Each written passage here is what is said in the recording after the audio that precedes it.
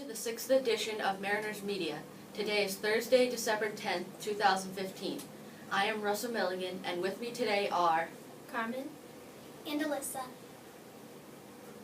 Today we will have recaps from our soccer and wrestling coaches as the season has come to an end, and we will hear from Mrs. Zhang on books you absolutely, positively must read. Markwell and Russell is with Mr. Brothers now to talk about this year's wrestling season. So how do you feel about this wrestling season? I'm very, very happy with the wrestling season. We finished 6-2. We lost our first 2 matches by 3 points each, and then we won our last 6 matches in a row, so it's pretty impressive to start off 0-2 and win your last 6. What were some of the highs you were particularly proud about? Oh, the most exciting match without a doubt was our match against Swansboro. We were losing going into the very last match of the night. We were down by 2 points. Bradley Snodgrass, our heavyweight, came up very big for the team and pinned his opponent to win the match for us. Now let's take a look at as Miss Waldrop talks about girls soccer this year at How do you DMS. feel about this season in girls soccer? I feel very good about this season for girls soccer. We came out of the season with a winning record, and I'm very proud of that. They worked very hard. What were one of the games you were particularly proud of? A game that I am particularly proud of is our win against Newbridge Middle School. It is a game that was scheduled for a home game at the beginning of the season, and it was canceled because of rain. We made it up in the middle of playing 3 games in a row, and we really rallied against this team. It was a very tough battle, and we scored in the last 7 seconds of the game to bring home the win. So I'm very proud of the girls for that game and just continuing to work hard and plug away. Thank you. Hello Mariners, this is Mrs. Zhang, your librarian, and I'm here with a new addition to the Mariners Media. This is called Books You Absolutely, Positively Must Read. So for my first selection, I chose a book called Unfriended by Rachel Vale. Think of social media, digital footprints, pause before you post, cyberbullying, and drama. Everyone who uses a computer or a cell phone knows the consequences of posting something online that you wish you had not. This is a key part of the plot of one of our newer books in the Dixon Middle School Media Center, Unfriended, as I said before. It's written in the form of a series of emails, text messages, and other types of postings, rather than the traditional chapter-by-chapter format. That makes for a really fast-paced book that will keep you glued to your seat.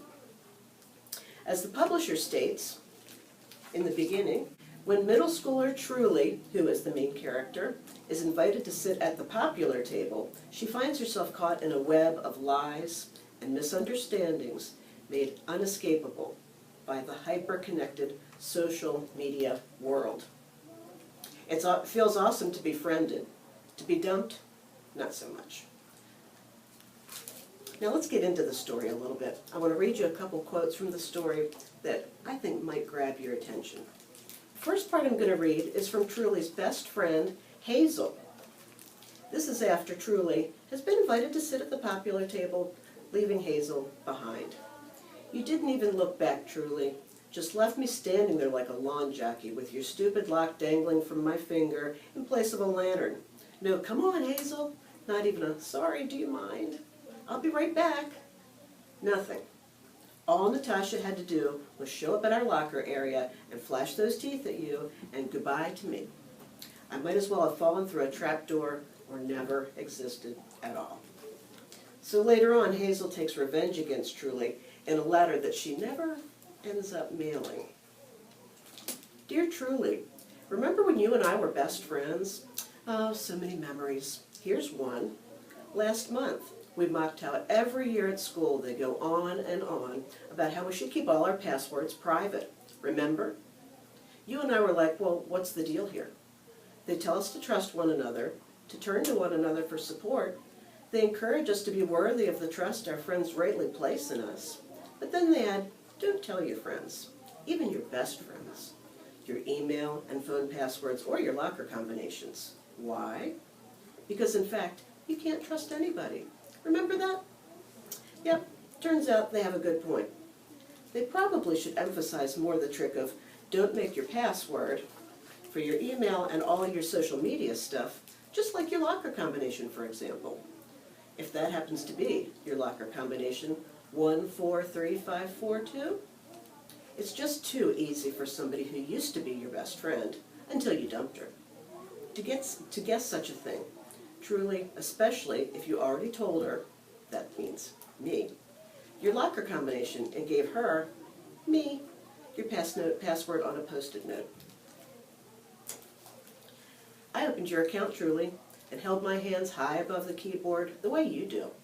And I fluttered my eyelids like you do yours. And then I posted your photo, your words, which I was making up, all as if I were you. I felt for the first time ever so absolutely adorable. It was a rush. It was fun. So I kept going. So finally the cyberbullying reaches its full effect, and Truly's life spirals out of control. Here's where Truly speaks. She's becoming more and more desperate as she gets deeper and deeper into the drama. You can't break free, ever. That's why they call it the web, I guess. I closed my computer, unplugged it, didn't work. I was just still staring at it. I couldn't delete myself fast enough. I couldn't keep up. I closed my computer, giving up. So that's some pretty major stuff.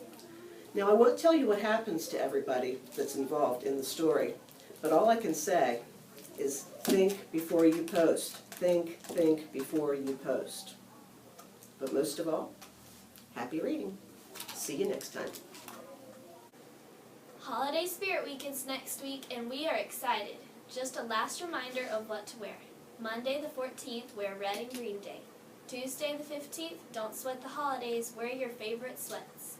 Wednesday the 16th, holiday hat. Wear your Santa hat, elf ears, or reindeer antlers. Thursday the 17th, holiday hair/sock day. Friday the 18th, ugly sweater day and the contest. There is a $1 entry fee to the ugly sweater contest. Please pay your homeroom teacher. One student and one teacher will be chosen as a winner. Today, December 10th, band concert at 6:30 for 7th and 8th graders. Today is also the last day for the girls' basketball tryouts. Boys' basketball tryouts end on the 14th. December 11th, interim reports and holiday dance, 3:30 to 5 o'clock. December 14th, chorus concert in Dixon Middle School gym at 7 o'clock. December 15th, drama club presents Elias Medley Petrie or the Villain of Glitter Gulch, a melodrama, all day in the media center. Candy cane grams are 50 cents each. You can order them for your teachers. They will be delivered on December 17th. Remember to order your yearbook by December 18th. That's next Friday to get the best price. See Miss Kellum in the office for an order form. Odyssey of the Mind is sponsoring the holiday dance this Friday. They will have a photo booth where students can pay $1 to get a picture taken with Santa Sean. Students will get raffle ticket entries for donating their clean mismatched socks. This year's OM competition will get judged on the creative use of socks in a costume.